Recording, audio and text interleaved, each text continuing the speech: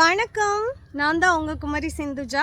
மக்களே, நான் நிற்கிற மரத்தை பாருங்கள், சுற்றி இலைகளை எல்லாம் பாருங்கள். என்ன மரம்னு கண்டுபிடிச்சிட்டிங்களா? கொல்லாவு என்கிற மரம்ங்க. ஆங்கிலத்தில் கேஷ்யூன்னு சொல்கிறோம். பிற மாவட்டங்களில் முந்திரின்னு நீங்கள் சொல்கிறீங்க, முந்திரி மரம்னு. ஆனால் குமரி மாவட்டத்தில் இன்றளவும் கொல்லாவில் ஏறாத கீழே விழுந்துருவேன் இப்படின்னு சொல்லி தாங்க இந்த மரத்தை நாங்கள் கேள்விப்பட்டிருக்கிறோம். அப்போ இது குமரி மாவட்டத்தில் பேசக்கூடிய இந்த வார்த்தை எங்கே இருக்குன்னு தேடும் போது தாங்க புறநானூரில் ஒரு பாடலை கண்டுபிடிச்சிட்டு பாருங்க.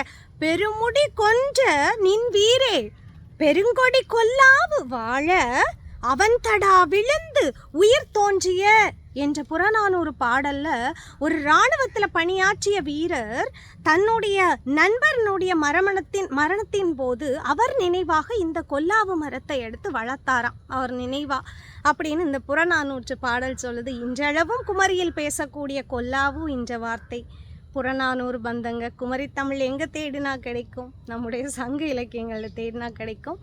மரத்தை பாருங்கள், இப்போ காய்க்கலை, எல்லாமே கொல்லாங்காடு தாங்க.